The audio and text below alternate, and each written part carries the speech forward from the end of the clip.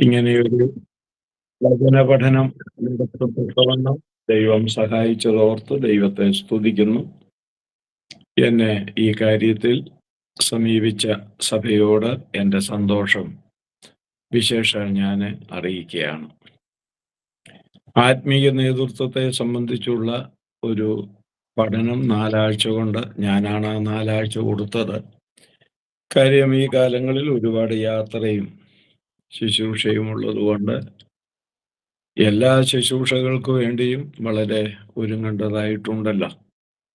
ആ സമയത്തിൻ്റെ ബദ്ധപ്പാടിനാലാണ് 4 ആഴ്ച ഞാൻ ഇതിനു വേണ്ടി കൊടുത്തത്. അത്യാവശ്യമുള്ള കാര്യങ്ങൾ നമുക്ക് പറയാനുള്ള സമയമുണ്ട്. ഈ ആത്മീയ നേതൃത്വം അല്ലെ സ്പിരിച്വൽ ലീഡർഷിപ്പിനെ കുറിച്ചൊക്കെ നമ്മൾ പഠിക്കുമ്പോൾ സ്വാഭാവികമായി എല്ലാവരും തിമോഥെയോസിൻ്റെ 1-ാം ലേഖനം 3-ാം അധ്യായത്തിൽ ആത്മീയ നേതൃത്വത്തിനുള്ള യോഗ്യതകൾ എന്ന് പറഞ്ഞുകൊണ്ടാണ് ആരംഭിക്കുന്നത്.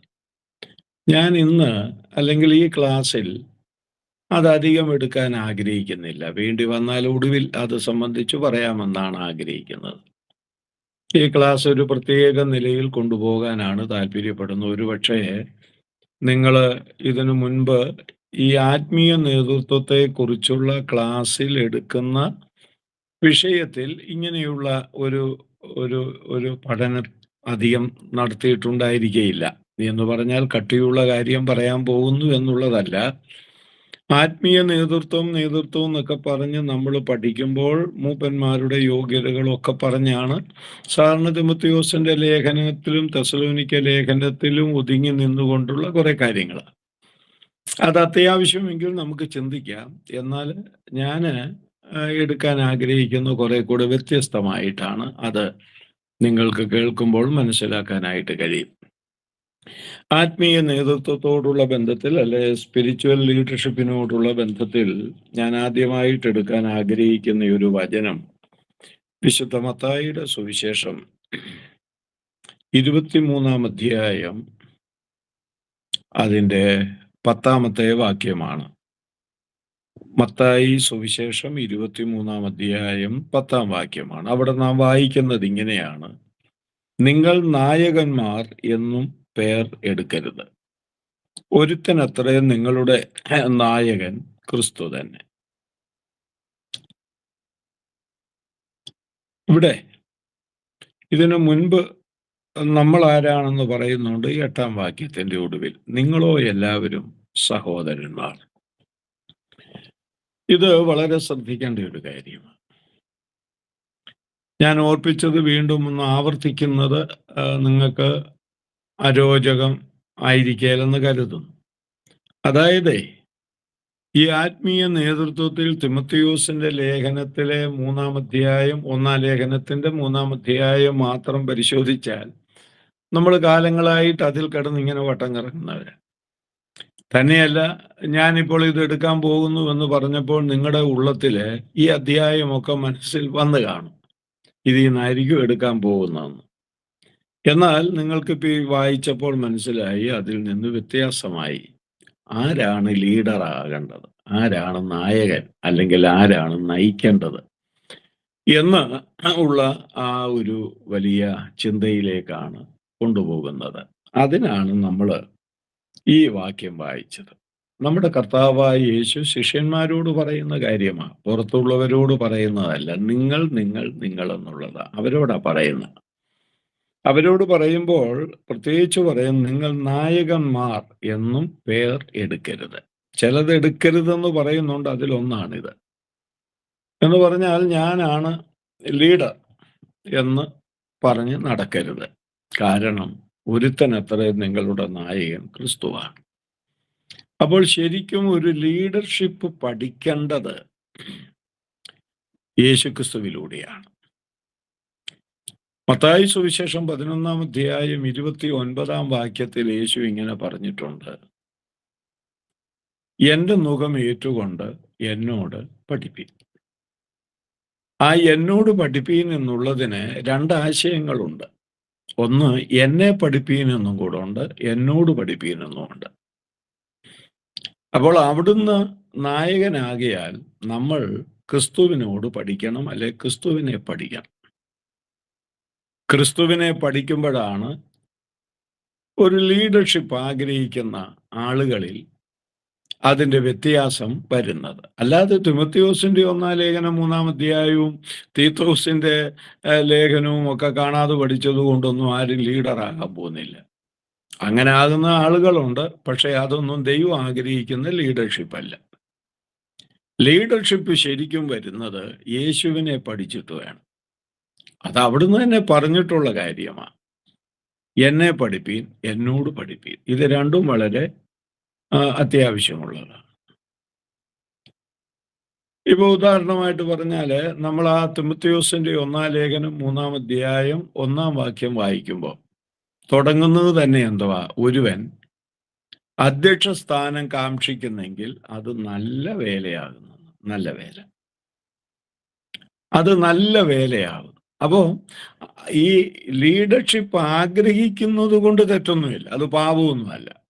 ഇപ്പോൾ ഒരാൾ ഒരു ലീഡർഷിപ്പ് ആഗ്രഹിച്ചെന്നും പറഞ്ഞുകൊണ്ട് അയാളെ നമ്മൾ എല്ലാം കൂടെ കൊല്ലേണ്ട കാര്യമൊന്നുമില്ല. അവൻ വലിയ ലീഡറാകാൻ പോവുക, അങ്ങനൊന്നും പറയണ്ട. അത് ആഗ്രഹിക്കാം, ആർക്കും ആഗ്രഹിക്കാം. പക്ഷേ അതിനോട് ചേർന്ന് ഒരു കാര്യം പറയുന്നുണ്ട്, അത് നല്ല വേലയാകുന്നു.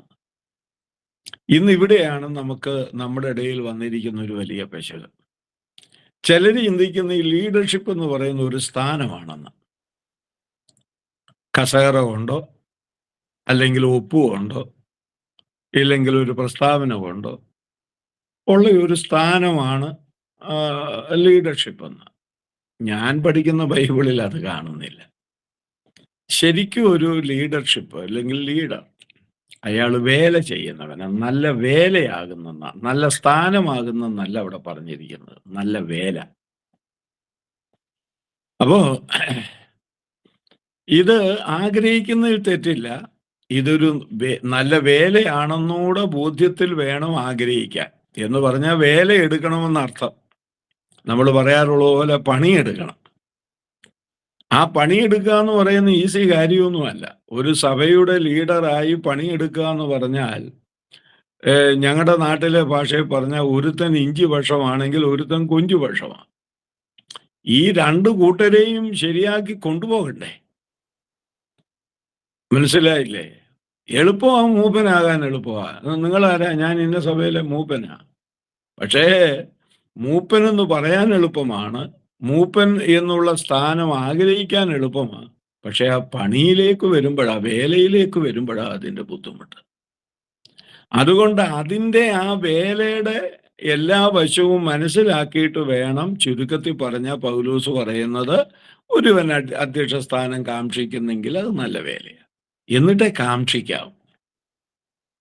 ചില ആളുകൾ പറയുന്നുണ്ട്, ഇത്രയും കാലമായിട്ട് എന്നെ ഒന്നും മൂപ്പനാക്കിയില്ലെന്ന്. എന്താ? അപ്പൊ പറച്ചിൽ കേട്ടാൽ തോന്നി ഈ പുള്ളി സഭയിൽ വരുന്നത് മൂപ്പനാകാൻ വേണ്ടി വന്നതാണ് എന്ന് തോന്നിപ്പോകും. അങ്ങനെ ആകാൻ പാടില്ല. അപ്പൊ നമ്മൾ വളരെ പ്രാർത്ഥനയോടുകൂടെ ചിന്തിക്കുക, ആ നല്ല പ്രവൃത്തി അല്ലെങ്കിൽ ആ നല്ല വേലയിലൂടെയാണ് ലീഡറിനെ തിരിച്ചറിയേണ്ടത്. മനസ്സിലായോ?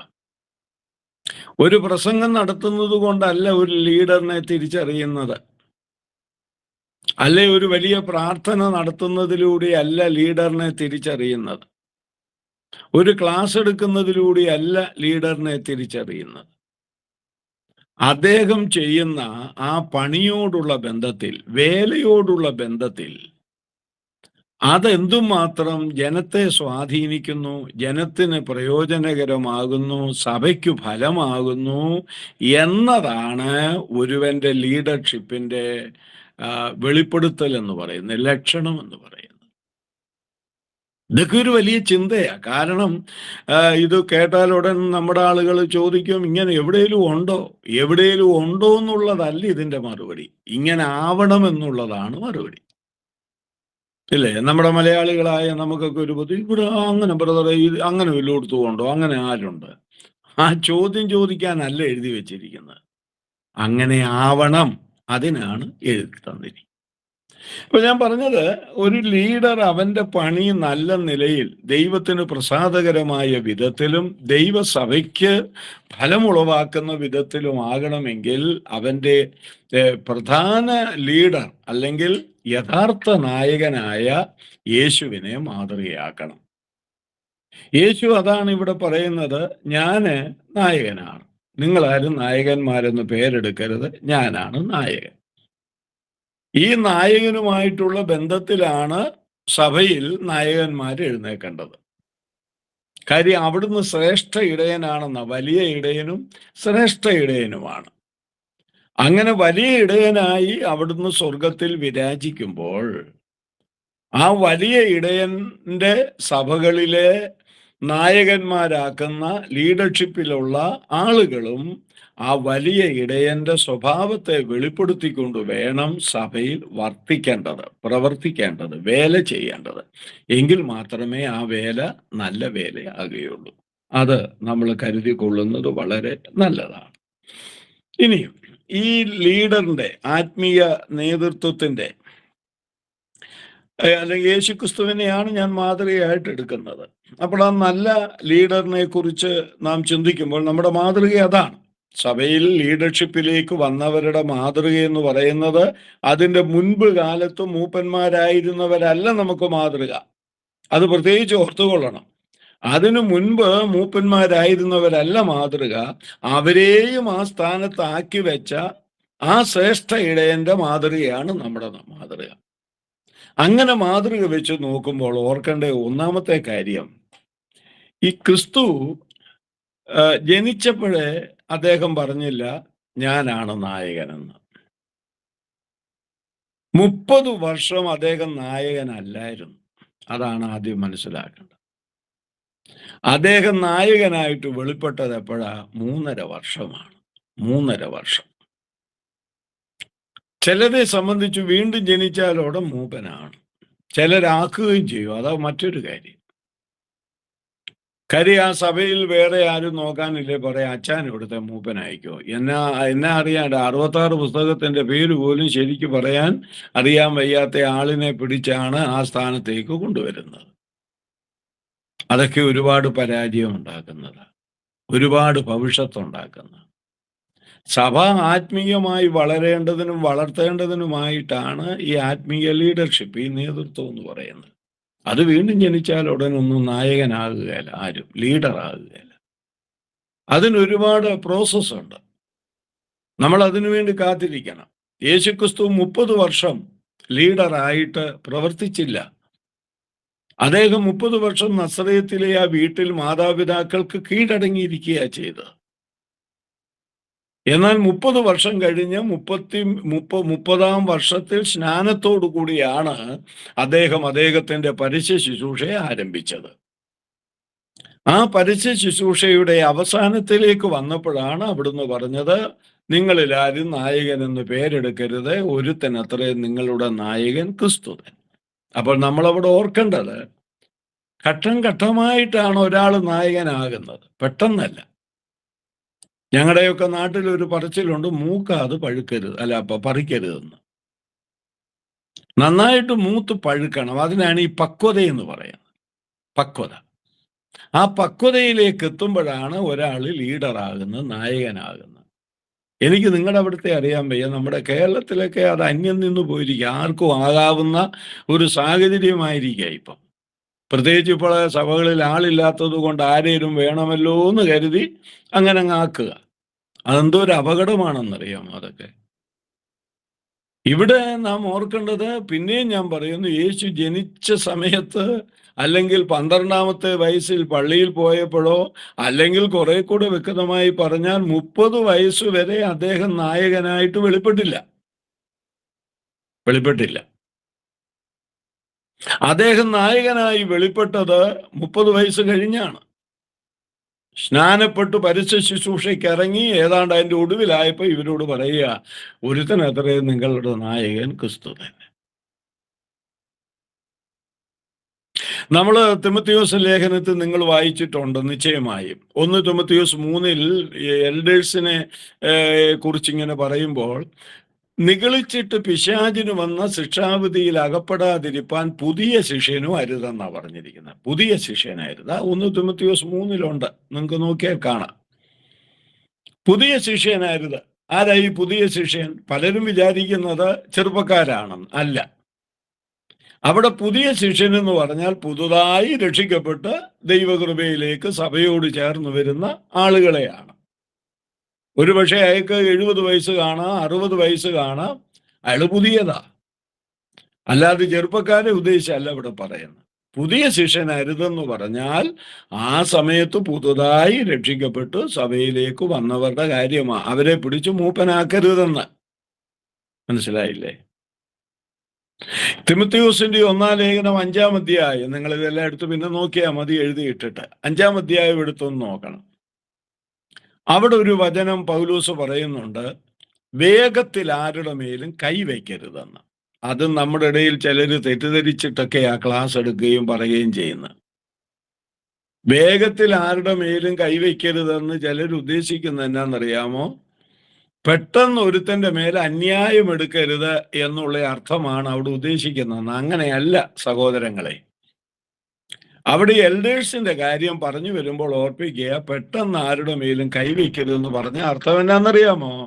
പെട്ടെന്ന് ആരെയും പിടിച്ച് മൂപ്പനാക്കരുതെന്ന്. ഈ കൈവയ്ക്കുക എന്ന് പറഞ്ഞാല് കൈവച്ചാണല്ലോ പ്രാർത്ഥിച്ച് ദൈവസന്നിധിയിൽ അവരെ ആക്കിയത്. അപ്പോസ്തല പ്രവൃത്തികളിലുണ്ട്. അവരുടെ മേൽ മൂപ്പന്മാരെ ആക്കി അവരുടെ മേൽ കൈവച്ചു. അത് ഞാൻ കറക്റ്റ് പറഞ്ഞ 14 അധ്യായം അപ്പോസ്തല പ്രവൃത്തി. മൂപ്പന്മാരെ ആക്കിയിട്ട് അവരുടെ മേൽ കൈവച്ച് ദൈവകരങ്ങളിൽ പരമേൽപ്പിച്ചു പ്രാർത്ഥിച്ചെന്ന്. അപ്പൊ എന്ന് പറഞ്ഞാൽ പെട്ടെന്ന് ആരെയും, കേട്ടോളൂ, പെട്ടെന്ന് ആരെയും മൂപ്പന്മാരായി നിയോഗിക്കരുത്. അതാണ് അതിന്റെ അർത്ഥം. അതാണ് വേഗത്തിൽ ആരുടെ മേലും കൈവയ്ക്കരുത് എന്ന് പറഞ്ഞിരിക്കുന്നതിന്റെ അർത്ഥം. പെട്ടെന്ന് മൂപ്പന്മാരായിട്ട് ആരെയും നിയോഗിക്കരുത്. അത് അപകടമാണ്. അപ്പോൾ അതിന് ലീഡർഷിപ്പിലേക്ക് വരാനുള്ള വകുപ്പെന്ന് പറയുന്നത്, അതിന് ഞാൻ ഓർപ്പിച്ചതുപോലെ ദൈവം വെച്ചിരിക്കുന്ന അതിൻ്റെതായ വ്യവസ്ഥയുണ്ട്. അപ്പോൾ ഉദാഹരണമായി നിങ്ങളോട് പറഞ്ഞാൽ, മോശ 120 വയസ്സിലാണ്, നിങ്ങൾക്കറിയാവുന്ന കാര്യമെങ്കിൽ ഈ സന്ദർഭത്തിൽ അത് ഓർപ്പിക്കുന്നത് വളരെ നല്ലതാണ്. മോശ 120 വയസ്സിലാണ് മരിച്ചത്. ഈ 120 വയസ്സിൽ മോശ മരിച്ചു. ആ മോശയുടെ ആ 120 വർഷത്തെ നിങ്ങൾ കേട്ടിട്ടുള്ളതുപോലെ, നമ്മൾ മനസ്സിലാക്കിയിട്ടുള്ളതുപോലെ 3 വിഭാഗമായിട്ട് അതിനെ തിരിക്കാം. 3 ഘട്ടങ്ങളായിട്ട് അതിനെ തിരിക്കാം 120 വർഷത്തെ. ഒന്നാമത്തെ ഘട്ടം എന്ന് പറയുന്നത് ആദ്യത്തെ 40 വർഷം. ഈ 40 വർഷം എന്ന് പറയുന്നത് ഇയാൾ മിസ്രൈമിലായിരുന്നതിനെ കുറിച്ച് അപ്പോസ്തല പ്രവൃത്തികളിൽ വായിക്കുന്നത്, മിസ്രൈമിലെ സകല വിദ്യകളും അദ്ദേഹം അഭ്യസിച്ചു എന്നാണ് വായിക്കുന്നത്. ഈ ആദ്യത്തെ 40 വയസ്സുള്ളപ്പോഴാണ് ഒരു മിസ്രൈമിനെ അടിച്ച് മണ്ണിൽ പൂഴ്ത്തിവെച്ചത്, ഇല്ലേ? ശരി, ആ 40-ലാണ് ഇയാളെ നേതാവായിട്ട് ദൈവം തെരഞ്ഞെടുത്തിരുന്നെങ്കിലോ? നിങ്ങളൊന്ന് ചിന്തിച്ചേ. ഒരെണ്ണം ചെങ്കടലിന്റെ അവിടം വരെ പോവുകയില്ല. പുള്ളി ഭയങ്കര ദേഷ്യക്കാരനായിരുന്നു. അപ്പം ഓരോന്നിനിട്ട് ഓരോ കൊട്ടുകൊടുത്ത് ആ മണലിൽ പൂത്തേന്. അപ്പോൾ അങ്ങനെയുള്ളവനെ വിളിച്ച സംഗതി ഇതിനെയും കൊണ്ട് കനാനിൽ എത്താൻ പറ്റുകയില്ലെന്ന് ഒടേ തമ്പുരാൻ അറിയാം. ഇവൻ ഇനിയും പക്വതയിലേക്ക് വരണം. അപ്പോൾ ആദ്യത്തെ 40 അങ്ങനെ കഴിഞ്ഞു. അടുത്ത 40 വന്നു. ആ 40-ലാണ് ദൈവത്തിന്റെ ബൈബിൾ സ്കൂളിൽ അവനെ ചേർത്തത്. ഏതാ ദൈവത്തിന്റെ ബൈബിൾ സ്കൂള്? ഇത്രോവിന്റെ ആടിനെ തീറ്റാനായിട്ട് വിട്ടു. 40 വർഷം ഈ ആടിന്റെ പുറകെയായിരുന്നു. പണ്ടാരോ പറഞ്ഞ് കേട്ടിട്ടുണ്ട്, ക്ഷമ പഠിക്കാൻ 2 എണ്ണത്തെ തീറ്റിയാൽ മതിയെന്ന് പറയും. ഒന്നുകിൽ താറാവിന്റെ പുറകെ പോകണോ, അല്ലെ ആടിന്റെ പുറകെ പോകണോ എന്ന് കേട്ടിട്ടുണ്ട്. കാര്യം എത്ര ക്ഷമയില്ലാത്തവന് ക്ഷമ പഠിക്കുമെന്ന്. അപ്പോൾ ഇയാളെ ഒരു നേതാവായിട്ട് മെരുക്കിയെടുക്കാൻ 40 വർഷം ദൈവം പിന്നെ ഉപയോഗിച്ചു. ഈ ആടിന്റെ കൂട്ടത്തിൽ നടന്നു വളരെ സൗമ്യതയും ക്ഷമയും ഉള്ളവനായി മാറി. അതുകൊണ്ടാണല്ലോ പിന്നീട് ദൈവം അവനെ കുറിച്ച് പറഞ്ഞല്ലോ, സാക്ഷ്യപ്പെടുത്തിയല്ലോ, മോശ എന്ന പുരുഷനോ ഭൂതലത്തിലുള്ള സകല മനുഷ്യരിലും അതിസൗമ്യനെന്ന് നാം വായിക്കുന്നു. അങ്ങനെ അവനെ പരുവപ്പെടുത്തിയെടുത്തു. പിന്നീട് വന്ന മൂന്നാമത്തെ 40 വർഷമാണ് ഇയാളെ ലീഡറായിട്ട് ദൈവം തിരഞ്ഞെടുത്തത്. എൻ്റെ പൊന്നു സഹോദരന്മാരെ, അങ്ങനെ വരുന്നതുണ്ടല്ലോ, അങ്ങനെ വരുന്നത് ജനത്തിന് പ്രയോജനപ്പെടും. മനസ്സിലായില്ലേ? അതുകൊണ്ടാ നേരത്തെ പറഞ്ഞത്, മൂക്കുന്നതിന് മുൻപ് പറിക്കരുത്. അത് പാകമാകണം. യേശു 30 വർഷം, കേൾക്കുക, യേശു 30 വർഷം നായക നേതൃത്വത്തിന് വേണ്ടി ഒരുക്കപ്പെടുകയാ ചെയ്തത്. 30 വർഷം. നമ്മളതെല്ലാം പഠിക്കേണ്ടതാണ്. നമ്മൾ ധൃതി വയ്ക്കേണ്ട കാര്യമൊന്നുമില്ല. വളരെ ബാലനായിരുന്നപ്പോഴല്ലേ ദാവീദിനെ പിടിച്ച് അഭിഷേകം ചെയ്ത് രാജാവാക്കിയത്. അപ്പൊ ശൗല് ഓൾറെഡി ഉണ്ടവിടെ രാജാവായി. അയാളെ ആ സ്ഥാനത്തു നിന്ന് മാറ്റിയെന്നൊക്കെ പറഞ്ഞാലും അയാൾ മാറിയിട്ടില്ല, അയാൾ ഭരിച്ചുകൊണ്ടിരിക്കുക. അങ്ങനെയാ ദാവീദിനെ വേട്ടപ്പട്ടിയെ ഓടിക്കുന്ന പോലെ ഓടിച്ച് കാടിലും ഗുഹയിലും വനത്തിലും ഒക്കെ ആയിട്ട് കഴിയുന്നത്. ദാവീദിന് ഒരു ധൃതിയില്ലായിരുന്നു. നിങ്ങൾ ആ ശൗമേലിന്റെ പുസ്തകമൊക്കെ ഒന്ന് വായിച്ച്. ദൈവം ആ ശൗമേലിനെ അയച്ച് നേരിട്ട് എന്നെ അഭിഷേകം ചെയ്ത് എന്നിട്ട് അയാൾ കയറി ഇരിക്കുന്നത് കണ്ടില്ലേ? ഇനി ഞാൻ എന്നാ ഒന്ന് ഇരിക്കുന്നത്, ചാകുന്നതിന് മുമ്പ് എനിക്കൊന്ന് ഇരിക്കാൻ പറ്റുമോ? ഇതൊന്നും ആ പുള്ളി പറഞ്ഞില്ല. നിങ്ങൾ വായിക്കണം അതൊക്കെ. നമ്മൾ അങ്ങനെ ഈ പ്രായോഗികമായി ചിന്തിക്കുന്നത്. നമുക്കപ്പോഴും ഈ ഉപദേശം ചിന്തിക്കുക, ഇങ്ങനെ മൂപ്പനാരായിരിക്കണം, എങ്ങനെ ആയിരിക്കണം, ഏക ഭാര്യയുടെ ഭർത്താവായിരിക്കണം. അതെല്ലാവർക്കും അറിയാവുന്ന കാര്യം. അത് മൂപ്പൻ മാത്രമല്ല, വിശ്വാസിക്കും ഏക ഭാര്യ ഉണ്ടാകാവൂ. മൂപ്പൻ ഏക ഭാര്യയും വിശ്വാസിക്ക് 2 എണ്ണം ആകാമെന്നൊന്നും ബൈബിളിൽ എഴുതിയിട്ടില്ല. അപ്പോൾ ആ ഉപദേശമൊക്കെ നമുക്കറിയാം. ഈ വഴി കൂടെ ഒന്ന് ചിന്തിച്ചേ. നമ്മൾ ഈ ഇനി അടുത്ത് വരുന്ന 3 ആഴ്ച ആ വഴി കൂടാ പോകുന്നത്.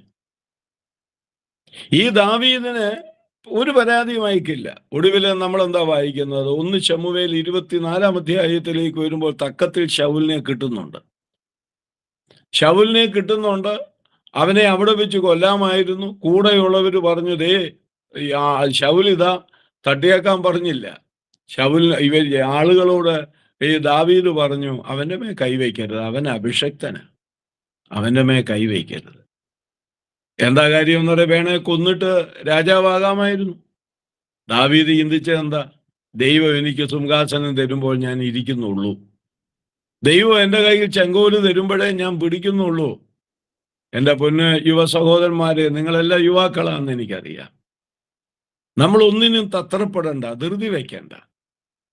ദൈവത്തിനൊരു സമയമുണ്ട്. ദൈവം അത് ചെയ്യുമ്പോഴുണ്ടല്ലോ അത് മെച്ചമാകും. നമ്മൾ കയറി എടുക്കുമ്പോൾ അത് മോശമാവും. മനസ്സിലായില്ലേ? ദൈവം തരുമ്പോൾ അത് മെച്ചമാവും. നമ്മൾ കയറി എടുത്താൽ അത് കുഴപ്പമാവും. അപ്പൊ ദൈവ സമയത്തിന് വേണ്ടി മോശ കാത്തിരുന്നു. മോശയെ ദൈവം ആ ഘട്ടങ്ങളിലൂടെ നടത്തി. ഒടുവിലത്തെ 40 വർഷം മോശയെ പോലെ ഒരു നായകൻ ഇതപര്യന്തം ഉണ്ടായിട്ടില്ലെന്ന് നമ്മൾ മനസ്സിലാക്കണം. ഇതപര്യന്തം. അപ്പോൾ നമ്മുടെ മാതൃകാ നായകൻ നമ്മുടെ കർത്താവായ യേശുവാണ്. ഞാൻ ഓർപ്പിച്ചതുപോലെ 30 വർഷം അദ്ദേഹം അതിനുവേണ്ടി ഒരുങ്ങുകയാണ് ചെയ്തത്. നമ്മൾ ഒരുങ്ങണം. അധ്യക്ഷ സ്ഥാനം കാക്ഷിക്കരുതെന്ന് ഞാൻ പറയത്തില്ല. കാക്ഷിക്കുന്നത് നല്ലതാണെന്ന് അദ്ദേഹം പറഞ്ഞിരിക്കുന്നു, പൗലോസ് പറഞ്ഞിരിക്കുന്നു. പക്ഷെ നമ്മൾ എന്ത് ചെയ്യണം? ആ സ്ഥാനം ദൈവം നമുക്ക്, ആ ശുശ്രൂഷ ദൈവം നമുക്ക് നൽകുന്നുണ്ടെങ്കിൽ ആ സമയം വരെ അതിനുവേണ്ടി ഒരുങ്ങുക, കാത്തിരിക്കുക. വഴക്കുണ്ടാക്കാനൊന്നും പോകരുത്. കർണാടകയിലെ ഇപ്പോഴത്തെ പുള്ളി 3.5 വർഷവും 2.5 വർഷവും, അടുത്ത പുള്ളി 2.5 വർഷവും, ആ ഒരു പരിപാടി സഭയിലില്ല. അപ്പൊ അതിനുവേണ്ടി ഒന്നും നമ്മൾ പോകണ്ട. ദൈവം നമ്മളെ നടത്തുന്നു. നമ്മൾ ദൈവകരങ്ങളിൽ ശാന്തമായി താണിരിക്കുകയും സഭയുടെ ആത്മീയ വളർച്ചയ്ക്ക് നമ്മളാലാവുന്ന വിധത്തിൽ പ്രവർത്തിക്കുകയും സഭയ്ക്ക് ഒരു സഹായമായിരിക്കുകയും ചെയ്യുക. കർത്താവ് സഹായിക്കട്ടെ.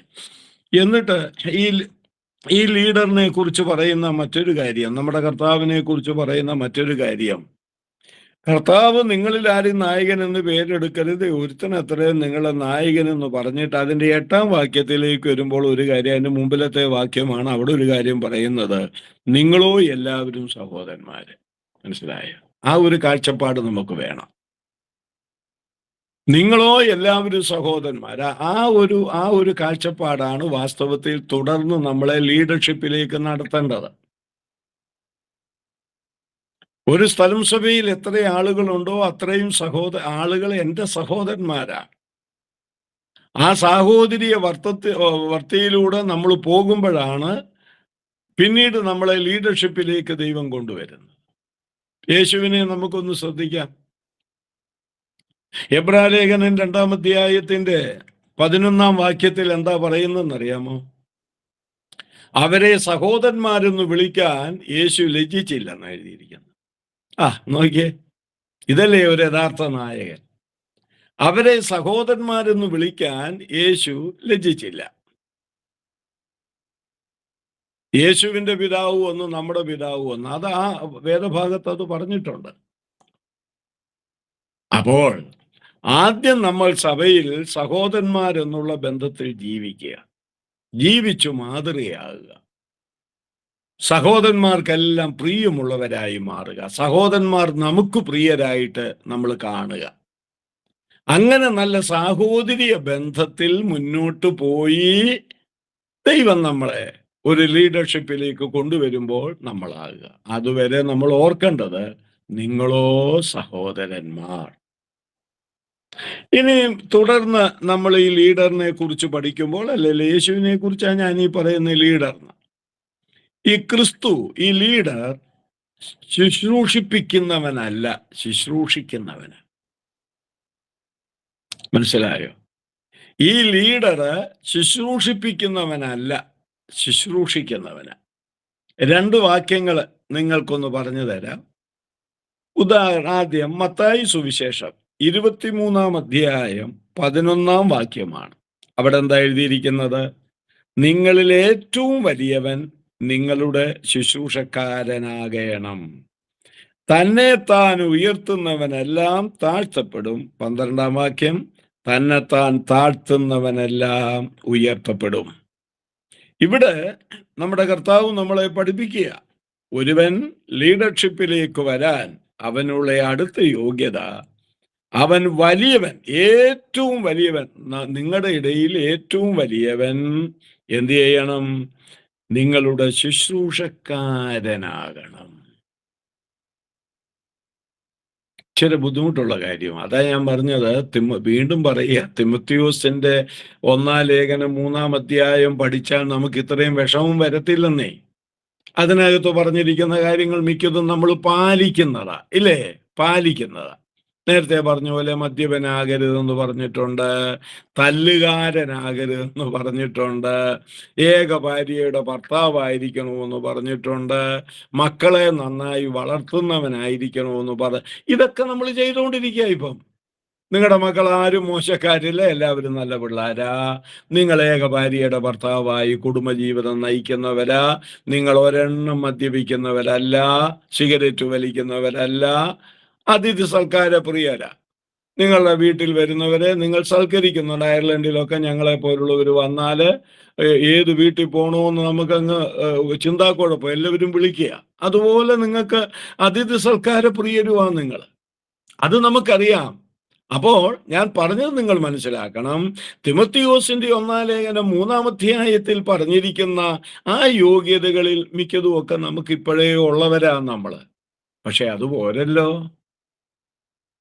അടുത്തത് നമ്മുടെ നായകനായ ക്രിസ്തുവിനെ കുറിച്ച് പറയുന്നത്, അങ്ങേര് ശുശ്രൂഷിപ്പിക്കാൻ വന്നതല്ല, അങ്ങേര് ശുശ്രൂഷകനായിട്ട് വന്നത്.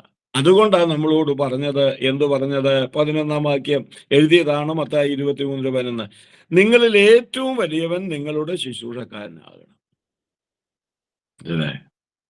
നമ്മളെ വലിയവരാകാൻ ആഗ്രഹിക്കുന്നുണ്ടോ? ഉണ്ടേ ശുശ്രൂഷക്കാരാണ്. ഇനി ഇതിനേക്ക് കുറെ കൂടെ ഡോസ് കൂട്ടി പറഞ്ഞിരിക്കുന്നത് നിങ്ങൾക്ക് കേൾക്കണോ? ആ മത്തായി സുവിശേഷം 20-ന്റെ 26-ഉം 27-ഉം വാക്യങ്ങൾ ഞാനൊന്ന് കേൾപ്പിക്കാൻ കേട്ടാട്ടെ.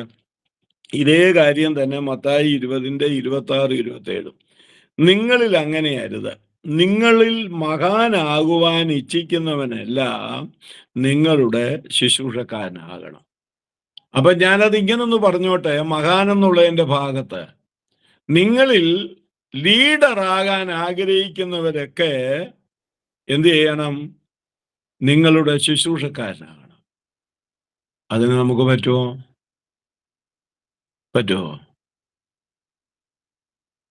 ശുശ്രൂഷക്കാരനായിട്ട് തെളിഞ്ഞിട്ടാണ് ലീഡറാകുന്നത്. അപ്പോൾ യേശു അതാ നമ്മളെ പഠിപ്പിച്ചത്. ഒരു നല്ല ലീഡർ, നല്ല നേതാവ് മറ്റുള്ളവരുടെ ശുശ്രൂഷക്കാരനാകും. തീർന്നില്ല. 27 വാക്യം, മത്തായി 20 നിങ്ങളിൽ ഒന്നാമനാകുവാൻ ഇച്ഛിക്കുന്നവനെല്ലാം നിങ്ങളുടെ ദാസനാകണം. ആ, ഇത് വല്ലോ നടക്കുന്ന കാര്യമാണോ? ഇത് നമ്മുടെ കർത്താവ് നമ്മളോട് പറഞ്ഞതാ. നിങ്ങൾ മകാനാകാൻ ആഗ്രഹിക്കുന്നുണ്ടോ?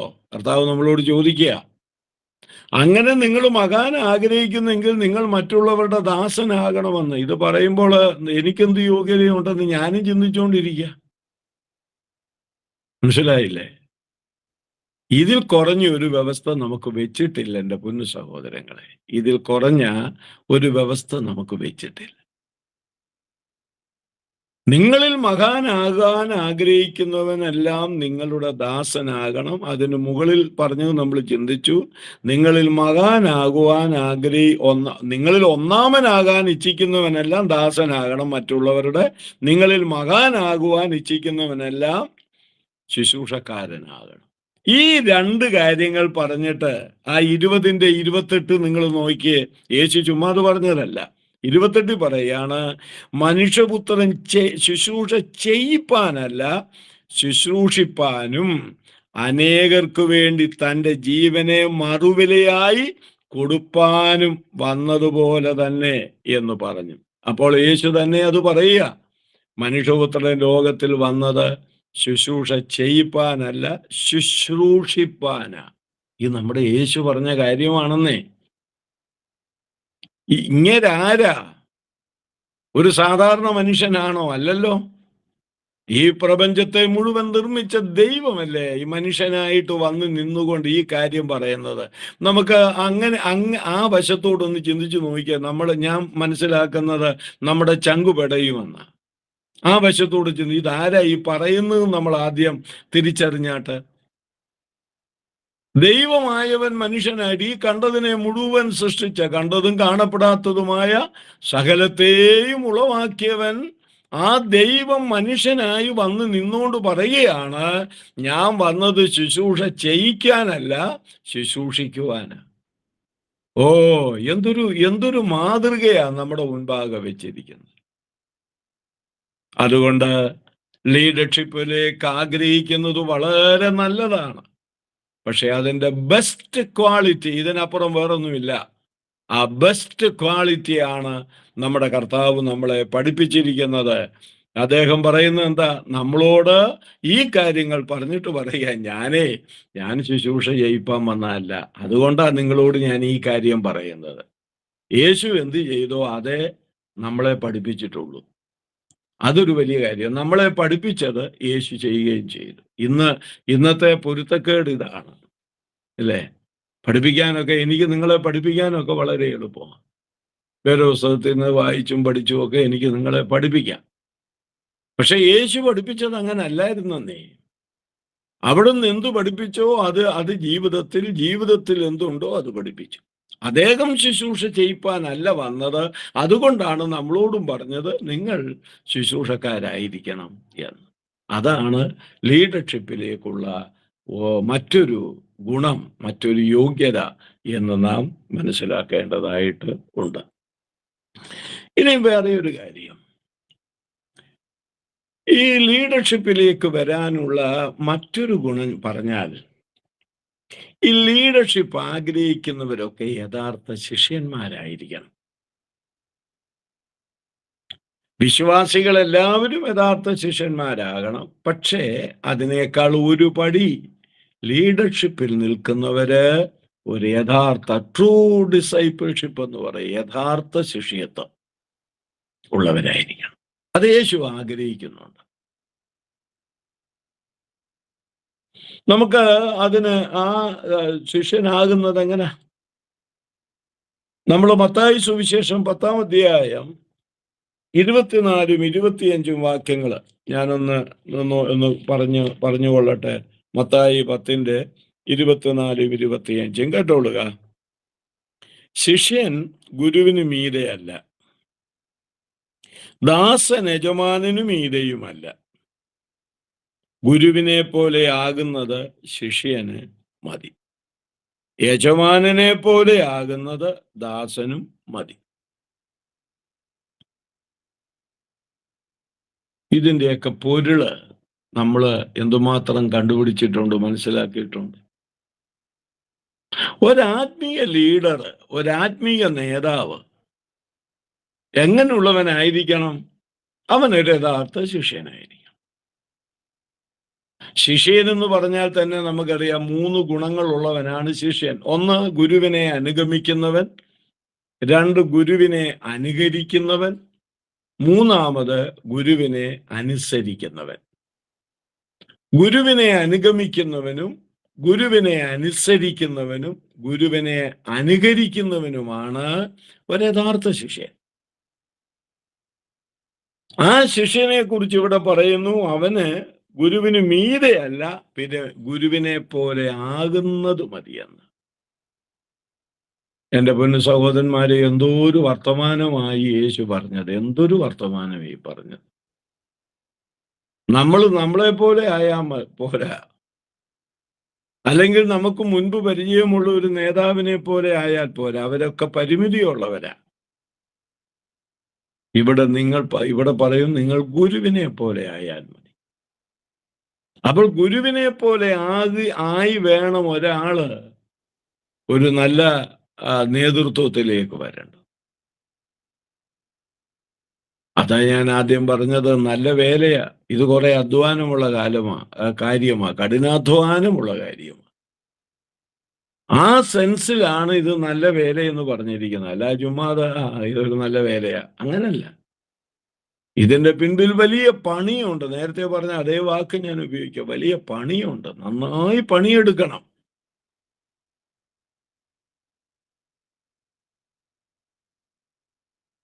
ഇപ്പം നേരത്തെ ഞാൻ പറഞ്ഞു, യേശു ശുശ്രൂഷ ചെയ്യിപ്പാനല്ല, ശുശ്രൂഷിക്കാൻ വന്നെന്ന് പറഞ്ഞു. ഇദ്ദേഹം ഇത് ചുമ്മാ അങ്ങ് പറഞ്ഞു വിടുകയാണോ? ഇദ്ദേഹം കാണിച്ചെന്ന്, നമ്മുടെ മുമ്പിൽ കാണിച്ചത്. എപ്പോഴാ കാണിച്ചത്? നമുക്ക് മനസ്സിലാകുന്ന ഭാഷയിൽ പറഞ്ഞ പെസഹാ ദിവസം സന്ധ്യയ്ക്ക്. പെസഹാ ഭുജിക്കാനിരിക്കുന്ന ശിഷ്യന്മാരുടെ കാലുകളൊക്കെ വെള്ളം ഉപയോഗിച്ച് അദ്ദേഹം കഴുകി. എന്നിട്ട് എന്താ പറഞ്ഞത്? ഇത് നിങ്ങൾക്ക് ദൃഷ്ടാന്തമായിരിക്കുന്നു, ഞാൻ നിങ്ങൾക്ക് മാതൃക കാണിച്ചിരിക്കുന്നു എന്ന് പറഞ്ഞാൽ കാല് കഴുകിക്കൊണ്ടിരിക്കണമെന്നല്ല യേശു ആഗ്രഹിച്ചത്. ആ മനോഭാവം, മറ്റുള്ളവരുടെ മുൻപിലുള്ള നമുക്കുള്ള മനോഭാവം, താഴ്മ, വിനയം, സൗമ്യത, ഇതെല്ലാം അവിടെ വെളിപ്പെടുകയാണ്.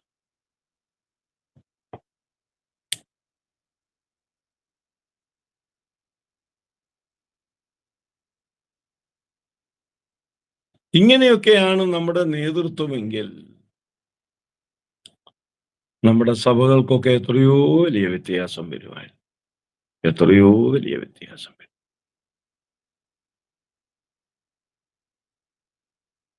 ദൈവം സഹായിക്കട്ടെ. തുടർന്ന് ഞാൻ ഓർപ്പിച്ചതുപോലെ ശിഷ്യരാകുക.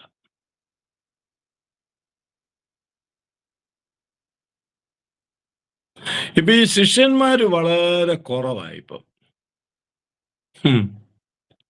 നമ്മളെ ഈ അപ്പോസ്തല പ്രവൃത്തി 6-ാം അധ്യായം വായിക്കുമ്പോഴേ അതിൻ്റെ 1-ാം വാക്യം തന്നെ ആരംഭിക്കുന്നത് എങ്ങനെയാണെന്നറിയാമോ? അക്കാലത്ത് ശിഷ്യന്മാർ പെരുകി വരുമ്പോഴാണ്. അക്കാലത്ത് പ്രസംഗകര് പെരുകി വരുമ്പോൾ എന്നല്ല, ആണോ? അക്കാലത്ത് പാട്ടുകാര് പെരുകി വരുമ്പോൾ എന്നാണോ? അല്ല. ഇന്ന് ഇത് രണ്ടും നന്നായിട്ട് പെരുകുന്നുണ്ട്. പ്രസംഗകരും പെരുകുന്നുണ്ട്, പാട്ടുകാരും പെരുകുന്നുണ്ട്, വേദാധ്യാപകരും പെരുകുന്നുണ്ട്. പെരുക്ക് ഒരുപാടുണ്ട്. യൂട്യൂബ് നോക്കിയാൽ അറിയാം. പക്ഷേ ഈ അപ്പോസ്തല പ്രവൃത്തിയിലെ വചനത്തിന് എന്ത് സമാധാനം പറയും? അക്കാലത്ത് ശിഷ്യന്മാർ പെരുകി വരുമ്പോൾ, പ്രസംഗകര് പെരുകിയില്ലെങ്കിലും കുഴപ്പമില്ല, ശിഷ്യന്മാര് പെരുകണം. ഇത് കഴിവുള്ളവരെ വാർത്തെടുക്കാൻ പോവുക. കഴിവുള്ളവരല്ല വേണ്ടത്, ശിഷ്യന്മാരാ വേണ്ടത് യേശുവിന്. നിങ്ങൾ സമയം കിട്ടുമ്പോൾ യോഹന്നാൻ 13, 15 ഈ അധ്യായങ്ങളൊക്കെ വായിക്കാം. അവിടെ യേശു താൻ തൻ്റെ പിന്നാലെ വരാൻ വിളിച്ച് തന്നോട് അടുപ്പിച്ച ശിഷ്യന്മാരോട് പറയുന്നുണ്ട്, നിങ്ങൾ വളരെ ഫലം കായ്ക്കുന്നെങ്കിൽ എൻ്റെ ശിഷ്യന്മാരാകും, നിങ്ങൾ അന്യോന്യം സ്നേഹിക്കുന്നെങ്കിൽ എൻ്റെ ശിഷ്യന്മാരാകും, എൻ്റെ ശിഷ്യനാകാൻ തന്നെ താൻ ത്യജിക്കണം. ഇതാരോടാ പറയുന്നത്? ശിഷ്യന്മാരോടാ പറയുന്നത്. അപ്പൊ ശിഷ്യന്മാരോട് പറയുകയാണ്, നിങ്ങൾ ശിഷ്യന്മാരാകും, ഇങ്ങനൊക്കെ ചെയ്താൽ നിങ്ങൾ ശിഷ്യന്മാരാകും എന്ന് പറഞ്ഞ അർത്ഥം എന്താ? നിങ്ങൾ ഒരു യഥാർത്ഥ ശിഷ്യത്വത്തിൽ ജീവിക്കണമെങ്കിൽ നിങ്ങൾ ഈ വ്യവസ്ഥകളൊക്കെ പാലിക്കണം. യേശു തന്നെ അന്ത്യകൽപ്പന കൊടുക്കുമ്പോൾ മത്തായി 28:19 എന്താ പറഞ്ഞിരിക്കുന്നത്? ആകയാൽ നിങ്ങൾ പുറപ്പെട്ട് പിതാവിന്റെയും പുത്രന്റെയും പരിശുദ്ധാത്മാവിന്റെയും നാമത്തിൽ സ്നാനം കഴിപ്പിച്ചു, ഞാൻ നിങ്ങളോട് കൽപ്പിച്ചതൊക്കെയും പ്രമാണിപ്പാൻ അവരെ അവരെ അവരെ ശിഷ്യരാക്കിക്കൊള്ളുവീൻ.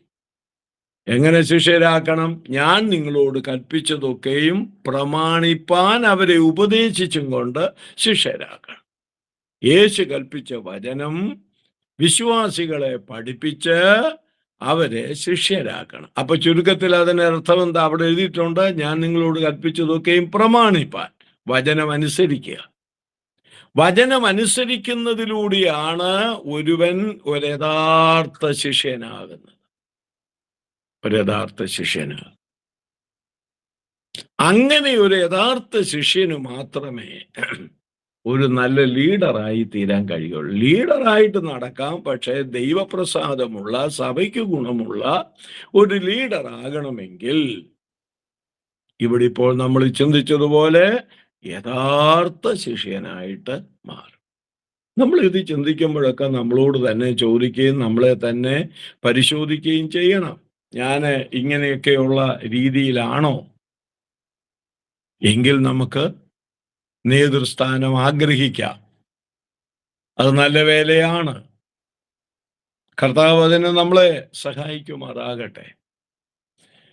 ഒന്ന് രണ്ട് കാര്യങ്ങൾ കൂടെ ഞാൻ വേഗത്തിൽ പറഞ്ഞ് അവസാനിപ്പിക്കാം. ഒരുവൻ ശിഷ്യനാകാൻ, നേതാവാകാൻ, ലീഡർഷിപ്പിലേക്ക് വരാൻ, അടുത്തത് നാം യേശുവിനെ അനുഗമിക്കണം.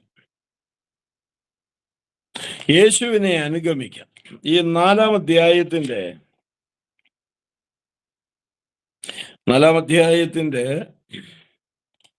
അതിന്റെ 19-20 വാക്യങ്ങൾ. അവിടെ പത്രോസിനെയും അന്ത്രയോസിനെയും കണ്ടപ്പോൾ യേശു അവരെ വിളിക്കുന്ന വിളിയാ. അവിടെ വായിക്കുന്നു, എൻ്റെ പിന്നാലെ വരുവീൻ, ഞാൻ നിങ്ങളെ മനുഷ്യരെ പിടിക്കുന്നവരാക്കും എന്ന് അവരോട് പറഞ്ഞു. ഉടനെ അവർ വല വിട്ടേച്ച് അവനെ അനുഗമിച്ചു എന്ന് വായിക്കുന്നു. അപ്പോൾ ഇവിടെ എന്താ? ഒരു നേതാവ്, ഒരു ലീഡർ എങ്ങനെയുള്ളവനായിരിക്കണം? അവിടെ പറയുക ഇവരോട്, എൻ്റെ പിന്നാലെ വരുവീൻ. എൻ്റെ പിന്നാലെ വരുമ്പോൾ ഞാൻ നിങ്ങളെ മനുഷ്യരെ പിടിക്കുന്നവരാക്കും. ഇവരിപ്പോൾ മീനെ പിടിക്കുന്നവരാ.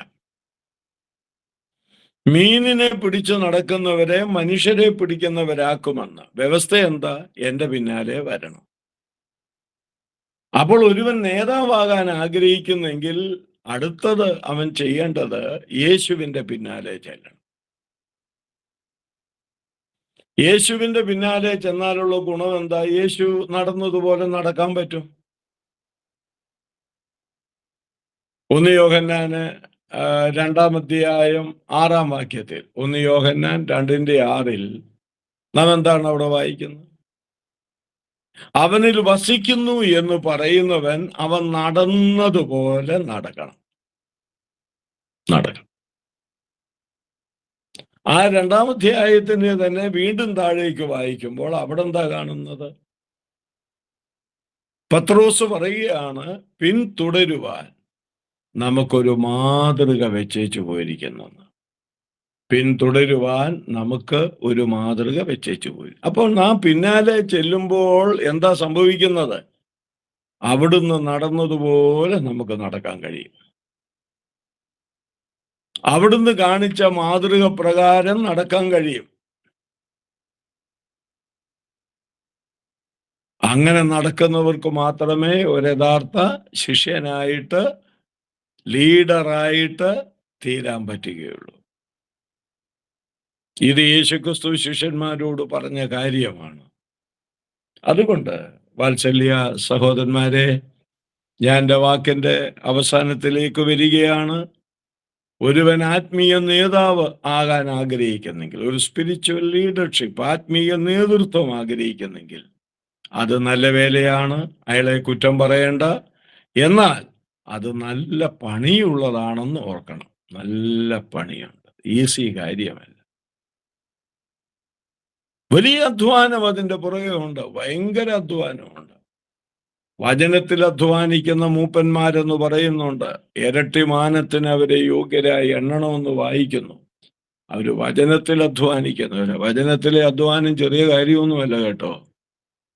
നിങ്ങൾ ആ സഭയിൽ, നിങ്ങളുടെ സഭയിലൊക്കെ ശുശ്രൂഷിക്കുന്നവരാണ് നിങ്ങളിൽ പലരുമെന്ന് എനിക്കറിയാം. ഒരു ശുശ്രൂഷ ചെയ്യണമെങ്കിൽ എന്തുമാത്രം സമയം തയ്യാറെടുത്താൽ പറ്റും? അതിൻ്റെ മുൻപിൽ വലിയ അധ്വാനമാണ്. നിങ്ങളുടെ മുൻപിൽ ഇരിക്കുന്ന ഞാൻ ഈ ആഴ്ചയിൽ എനിക്ക് തോന്നുന്നു 2-3 സ്ഥലങ്ങളിൽ പോകണം.